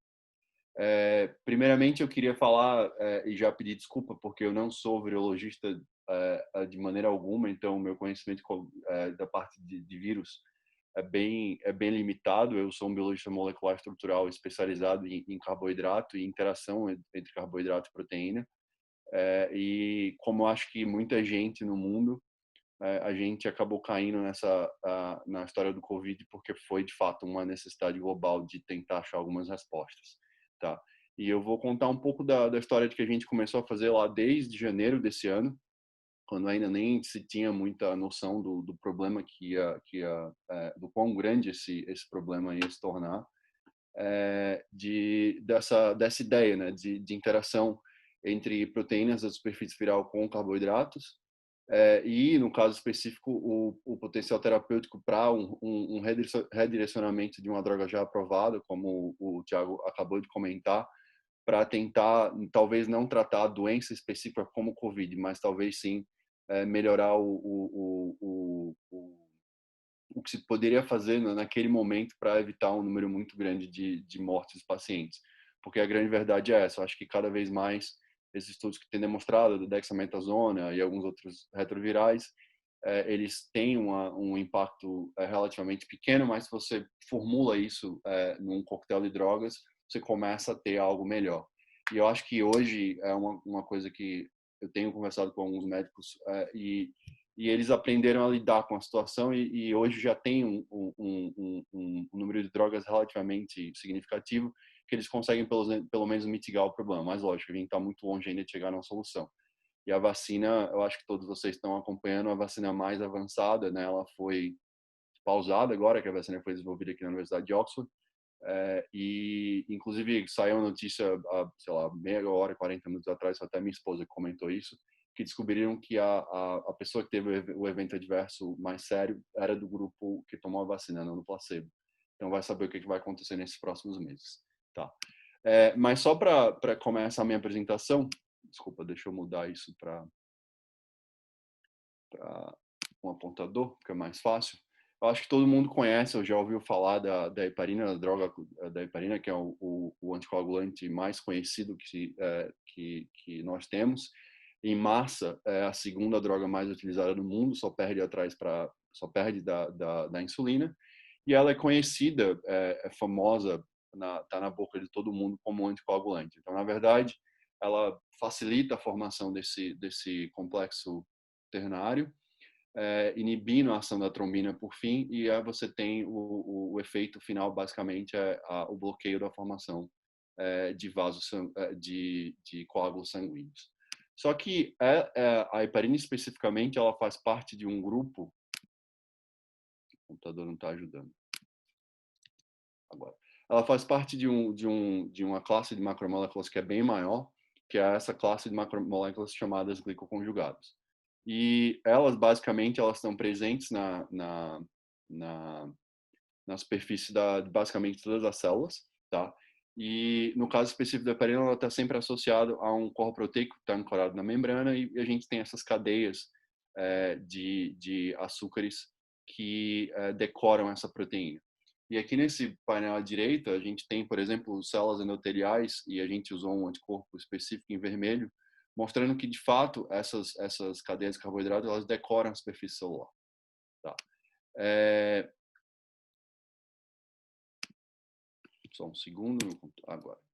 O interessante dessa classe de molécula é que, diferentemente de proteínas e ácido nucleico, a biossíntese dela se dá através da ação de inúmeras enzimas, que começa no retículo plasmático e acaba na parede de Golgi, só que não existe um código para a síntese. Então, você tem uma combinação tremenda de fatores ao longo da biossíntese da cadeia desses açúcares para chegar no produto final. E como esse evento, pelo menos até onde a gente sabe, não tem um código, a gente entende muito pouco como isso é regulado, mas é extremamente abundante, toda essa complicação é traduzida numa diversidade estrutural extremamente elevada. Então, a gente tem a combinação dos açúcares que constituem a estrutura básica desses carboidratos. Esses açúcares eles podem ser decorados com grupamentos sulfatos ou N-acetil em posições específicas. Então, a gente começa a ter informações de sequência, então eles podem ser organizados ao longo de uma cadeia polimérica com alguns tipos específicos de açúcares localizados num bloco. Para complicar muito mais nossa vida, eles podem sofrer alterações conformacionais específicas. Isso é um processo extremamente dinâmico, eu vou mostrar alguns dados que acontecem, inclusive quando isso interage com a proteína da superfície do coronavírus atual. E, por fim, quando a gente pensa num todo, a gente sempre tem que pensar na combinação de todos esses eventos. Você tem a junção da composição, sequência e bloco, que, por fim, vai dar uma conformação específica desse carboidrato presente num dado tecido biológico, ou até mesmo utilizado como um fármaco. Tá?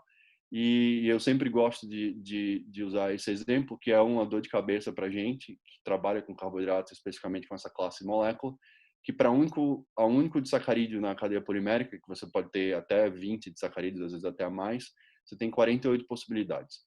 Então, imagine a quantidade de informação que uma molécula dessa pode carregar e que, de fato, ela carrega. E não é à toa que essa diversidade estrutural tremenda é muito facilmente explicada na quantidade de eventos biológicos que essas moléculas estão envolvidas. Então, elas vão estar envolvidas desde atividades motoras, então imagine o movimento seu do braço, ou seja lá o que for, até regulações mesmo super finas do sistema imune ou atividade anti-inflamatória. Então, é uma classe molécula que carrega bastante informação.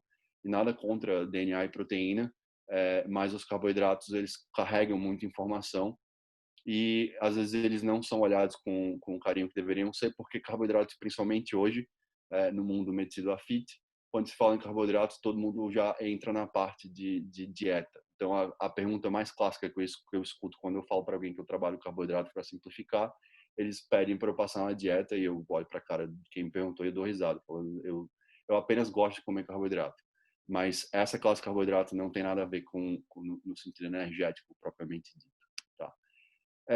E o que é interessante dessa classe de moléculas é que eles vão estar participando de vários eventos celulares básicos, rota secretória, sinalização celular envolvido com citocina, sinalização de tirosina quinase, remodelamento de matriz celular e por aí vai. Então, eles estão basicamente em tudo que é evento biológico que você possa imaginar. E uma coisa super interessante também, como eu mostrei naquele primeiro slide, que era uma imagem de uma célula, né, numa cultura de célula, aqui é para vocês terem uma noção que essas moléculas vão formar também a estrutura que a gente chama de glicocálise. Então, essas imagens são imagens de microscopia eletrônica, onde vocês podem ver a quantidade de açúcar que decoram, por exemplo, a cadeia endotelial de um vaso sanguíneo. Então, todos esses cabelinhos aqui, basicamente, são aquelas cadeias de açúcar que estão na superfície da célula. Então, para a gente pensar um pouco, se tem algo circulante aqui, para chegar na camada celular, ela vai ter que, em algum momento, interagir com essas cadeias de carboidrato. Para vocês não terem a noção que isso só acontece em vaso sanguíneo, isso aqui é uma imagem de microscopia eletrônica também de um linfócito, e a gente pode ver também a quantidade de açúcares que estão presentes na superfície dessa célula. Tá? E da onde que surgiu, né, o porquê que estudar essa possível ação da heparina ou carboidrato superfície celular com o coronavírus? Uma das grandes funções também nessas moléculas é funcionar como receptores celulares. E os coronavírus, os que até então eram conhecidos, ou pelo menos a grande maioria dos beta, todos eles tinham uma proteína na superfície, a hemaglutinase esterase, que era conhecida ligar carboidratos da superfície das nossas vias aéreas superiores. Curiosamente, esse coronavírus atual, ele perdeu essa hemaglutinase esterase, porém, ele ainda tem domínios de ligação que a gente, por motivos outros e pesquisas, a gente conhece que são possíveis ligantes de açúcares. E sabendo que eles, de fato, essas moléculas atuam como possíveis receptores, a gente fez a pergunta como eu estou comentando, lá em janeiro, isso final de janeiro, começo de fevereiro, logo quando foi publicada a sequência do genoma da cepa atual, será que além dos receptores, né, que eu nem vou entrar no detalhe que já foi foi muito bem explicado tanto pelo Alder como o Thiago, dos receptores clássicos, essas moléculas poderiam atuar como receptores também para coronavírus? Tá? Então, essa pergunta começou do ponto de vista de biologia estrutural clássica, olhando a estrutura proteica e o que a gente sabia de sequência e conformação de carboidrato em superfície. Então, como eu disse lá em janeiro, assim que foi publicada a sequência do coronavírus, a gente usou as nossas ferramentas de análise de domínio proteicos que se ligam à heparina e heparanfosfato de maneira geral. A gente modelou a proteína, no caso específico a gente focou numa região que é o que todo mundo hoje já ficou conhecido como RBD, né, que é o Receptor Binding Domain, que é dentro da spike, que inclusive várias vacinas utilizam esse domínio na proteína específica. E a gente conseguiu identificar em azul aqui várias sequências que de fato ligariam heparina e heparanfosfato. E para nossa curiosidade, se eu não me engano, são 14 ou 15 sequências peptídicas que a gente identificou como possíveis, usando a ferramenta de bioinformática, que iriam ligar. e a grande maioria delas, se eu não me engano, 11, posso estar enganado, mas mais de 10, todas elas estão expostas na superfície da proteína. E isso, inclusive, foi antes da publicação da estrutura de cryo-EM, mas quando saiu o modelo, a gente também validou esse modelo que a gente fez usando a bioinformática clássica, e também esses domínios estão na superfície da proteína spike, e mais especificamente dentro do RBD. Então, o que a gente fez naquela época, clássico, expressar essa proteína. Primeiro momento, é aquela velha história para quem tem experiência em expressar proteína, faz em Escherichia torce para ir para a fração solúvel, que sua vida está resolvida. Como nada no mundo é fácil, isso foi para a fração insolúvel e, imagina, é uma dor de cabeça tremenda para fazer protocolo de refold, por aí vai, mas a gente conseguiu fazer protocolo de refold, a gente consegue expressar super bem e logo hoje, atualmente, a gente também já tem essa proteína que está sendo expressa em modelo de eucarioto, que é bem mais fácil. Mas a grande parte desses dados que eu vou mostrar para vocês, todos eles foram feitos com proteína expressa em E. coli e refold. Então, a partir daí, a gente foi para fazer experimentos de interação biofísicos clássicos, que basicamente toda a parte inicial de caracterização estrutural se utiliza. Então, a gente usou a ressonância plasmônica de superfície, e a gente viu que, de fato, tem uma ligação. Então, isso aqui são experimentos de inibição de ligação. Então, a gente colocou a heparina na superfície, né, num chip, e passava o RBD e competia ele com concentrações elevadas de heparina ou heparina modificada, ou até mesmo heparansulfato. E a gente via que, de fato, a interação era bastante forte e a gente precisava ter concentrações bem elevadas para conseguir desfazer essa interação. Todo mundo que vê experimentos de SPR, a primeira coisa que se pergunta é por que vocês não calcularam todos os parâmetros de cinética? Dois motivos super simples. Primeiro, que a gente está lidando com um polissacarídeo, então é muito complicado a gente usar as fórmulas de cinética clássica, porque se assume sempre que é apenas um sítio de ligação, tanto na proteína como no açúcar. E nesse caso específico, a gente não tem a mínima noção quantas cadeias de heparina, por exemplo, podem ligar numa cadeia no caso de uma proteína. E um outro ponto também é que a gente não tinha equilíbrio. Uma vez que o RBD se ligava na heparina, na superfície, a gente precisava fazer, basicamente, estripar a superfície do chip com SDS e HCl. Então, isso já chamou nossa atenção, que era interação extremamente forte que a gente não conseguia, basicamente, desfazer com quase nada. A gente fez uns ensaios iniciais para ver se tinha uma dependência de tamanho da cadeia de açúcar, e de fato tem moléculas pequenas, oligosacarídeos pequenos, eles não são muito efetivos. E também a gente fez a pergunta, modificando lá, como eu comentei, entre as 48 possibilidades a cada sacarídeo, a gente infelizmente não consegue explorar todas essas 48, mas por semissíntese a gente consegue fazer algumas modificações estruturais. A gente fez alguns derivados e a gente viu que tinha algumas coisas de especificidade estrutural, mas nada muito aparente, nada que a gente conseguisse explicar facilmente.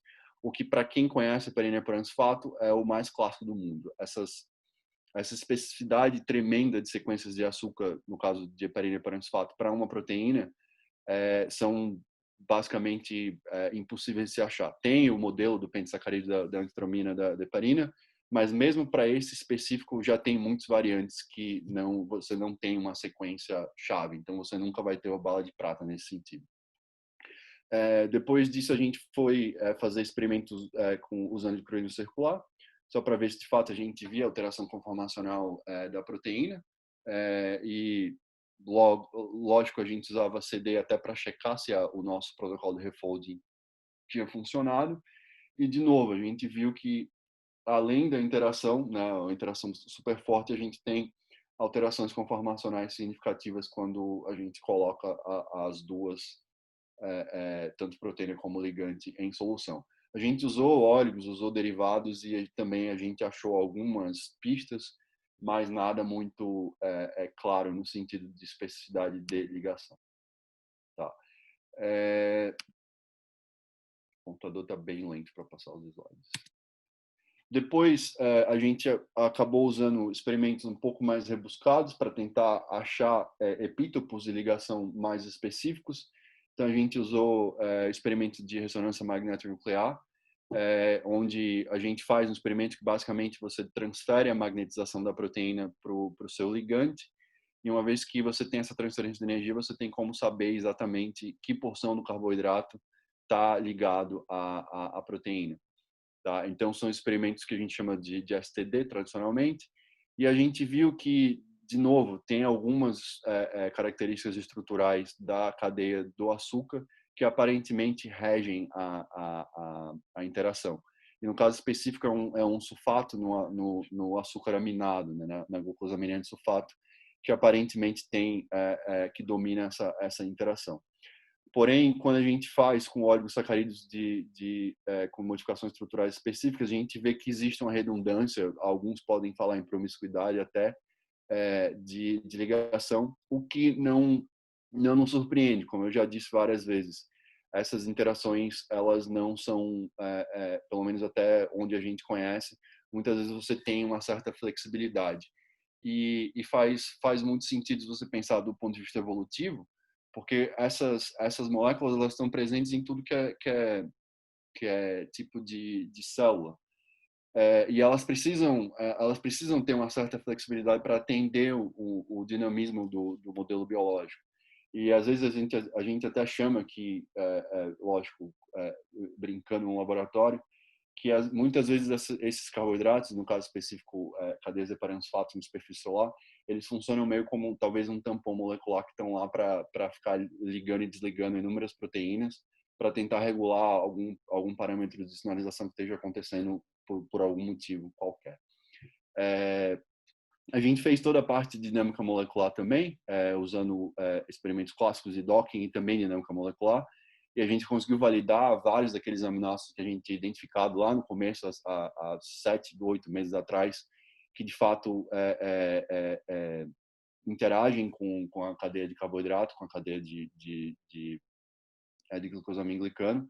E, de novo, só mostrou que aqueles experimentos mais rudimentares lá de bioinformática, lá de 6, 7 meses atrás, eles significavam alguma coisa. A gente conseguia ver, estudar tanto do lado da proteína como do lado do carboidrato o que está acontecendo nessa dinâmica de interação entre as moléculas, que, como eu disse lá desde o começo, isso é o que eu sei fazer.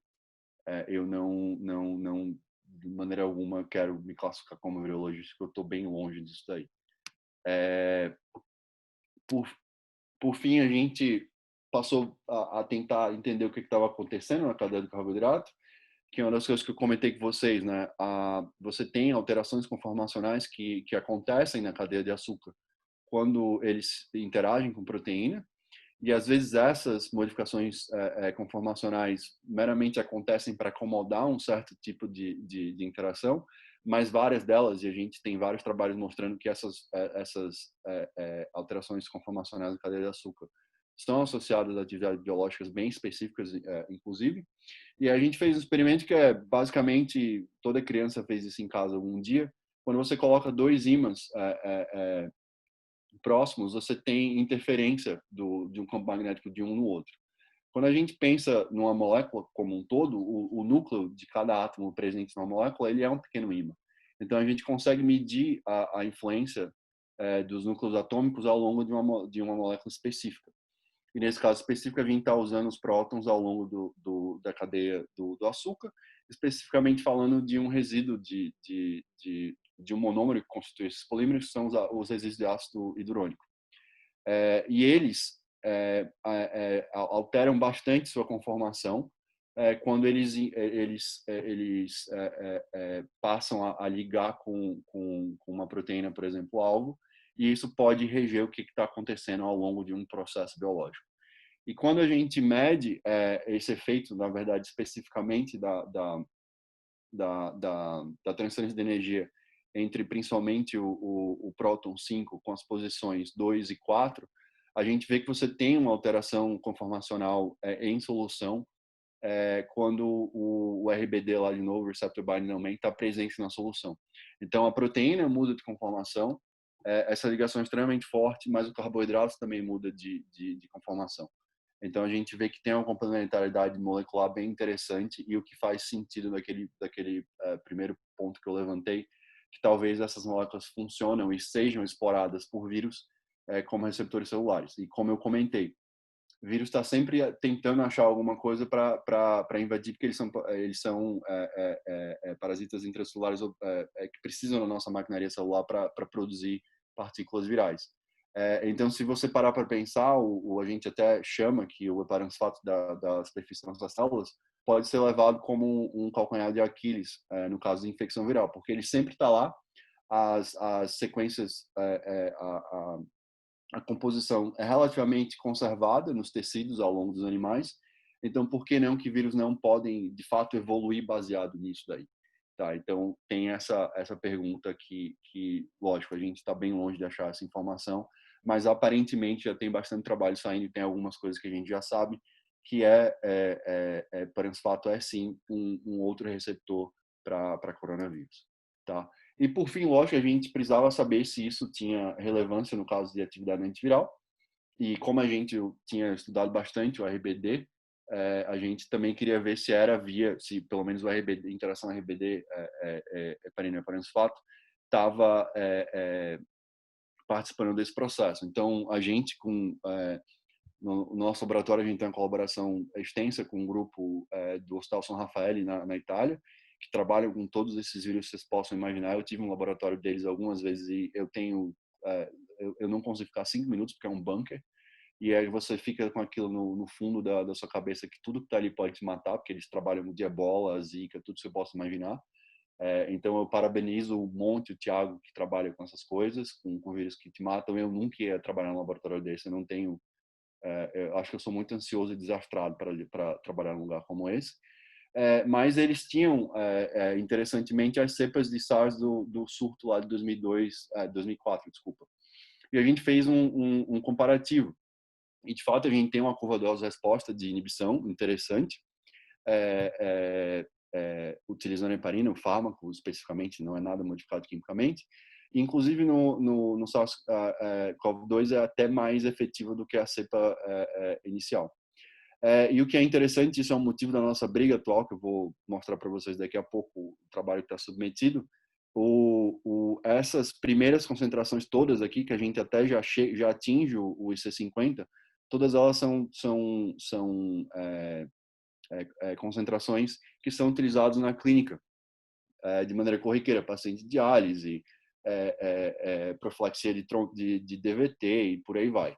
Só que por algum motivo a gente pegou um revisor no artigo que ele não está aceitando isso, essas doses que a gente está falando, e isso já se vão, acho que 3 meses que a gente está na briga com a revista, e até então esse trabalho só está depositado no repositório. E como eu comentei, a gente queria ver se era via RBD, então a gente fez ensaios de binding do RBD na superfície de células, são células Vero, que eram os modelos rápidos e todo mundo tinha isso disponível no laboratório. A gente já tem alguns outros modelos, a gente já está usando célula endotelial, célula pulmonar e hepática atualmente, então a pesquisa continua. E a gente, de fato, via que o binding do RBD na superfície das células diminuía bastante. Então, de novo, o RBD recombinante, e a gente usava anticorpo específico contra RBD, ou em alguns momentos a gente usou, como a gente era recombinante, o RBD ainda tinha calcitina, a gente usava anti-RIS. Mas os 2 modelos foram validados. A gente tinha, de fato, inibição quando a gente tratava com açúcar. E o que é super interessante é que ao longo desses meses, né, a gente propôs isso há bastante tempo, e dados foram sendo publicados mostrando que, aparentemente, uma das principais causas de morte de paciente grave de Covid são problemas relacionados à coagulopatia. E, inclusive, alguns desses parâmetros são indicadores péssimos do possível resultado da infecção. Então, a gente vem trabalhando com essa hipótese, de novo, de um pouco do que o Thiago comentou do redirecionamento, e a combinação terapêutica, porque você, no caso específico do caso da heparina, você estaria possivelmente tendo uma melhora também pela atividade antiviral dela, mas você estaria mitigando problemas que venham a ocorrer devido à infecção. Então, você acabaria diminuindo o risco, por exemplo, de DVT, trombose, coagulação intravascular disseminada e por aí vai. Isso é caso de estudo atual, tem vários trials clínicos acontecendo no mundo, inclusive um retrospectivo está acontecendo no Brasil agora, em São Paulo, lá junto com o pessoal da EPM, que eu estou participando, vendo exatamente isso, onde a gente está vendo qual que é o benefício, se há, qual que é a dose, onde começa, se é só em paciente tardio, se é em paciente logo quando ele interna e por aí vai. Mas aparentemente a gente saiu daquela visão que o Covid era uma doença que ia afetar basicamente vias áreas superiores para uma doença que é sistêmica, né? Então, hoje, cada vez mais você olha, esse vírus consegue infectar quase tudo, basicamente todo tipo de célula.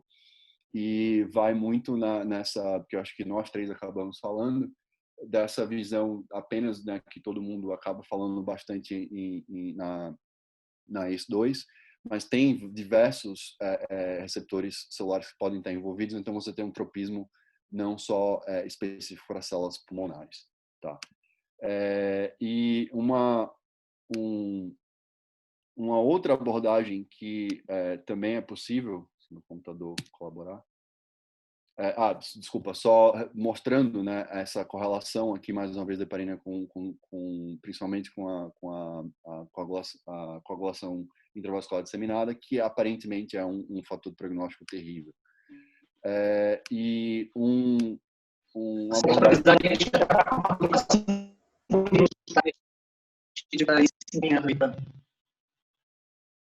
Cortou, eu não...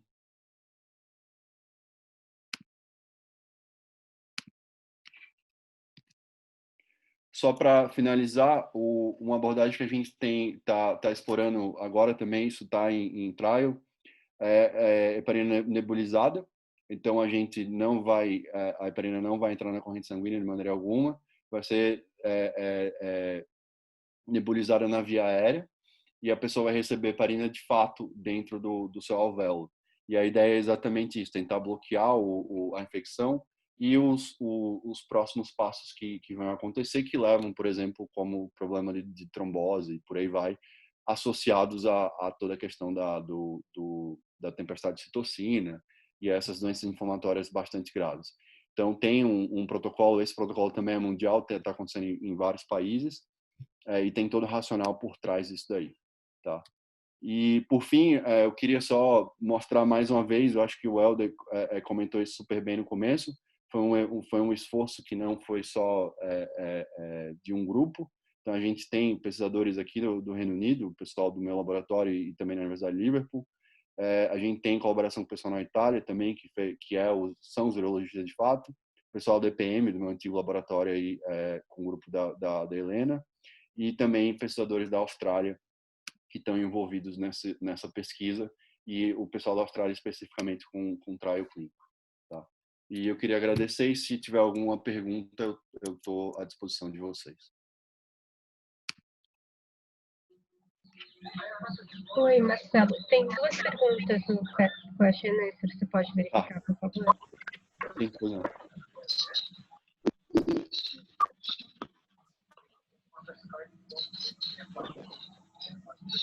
Em relação ao material disponibilizado, eu não sei se ela está perguntando da apresentação de todos nós ou da minha específica, porque a minha, bem, pelo menos do que eu consigo lembrar, todos tinham referência embaixo das figuras e os artigos e por aí vai. Mas eu não sei se é uma pergunta que é para a apresentação de todo mundo. Não tenho a mínima ideia. Bem, apesar que está sendo gravado, então acredito eu que sim. E a segunda pergunta... Com certeza. A pergunta é se as interações, né, e a aplicabilidade na célula pode ser diferente com pacientes que foram infectados que possivelmente venham a sofrer algumas mutações. Aqui no nosso laboratório, esses vetores também já estão aí em São Paulo e a gente está trabalhando em cima disso. A gente já tem uma coleção de, se não me engano, são 6 ou 7 mutantes já. que a gente está estudando exatamente isso, porque a gente já sabe, por análise bioinformática básica de analisar o genoma, que já tem muita mutação que aconteceu em sequências que ligam a heparançfato. E daí vem essa pergunta, é uma das coisas que a gente está estudando. Inclusive, no primeiro momento, a gente já tem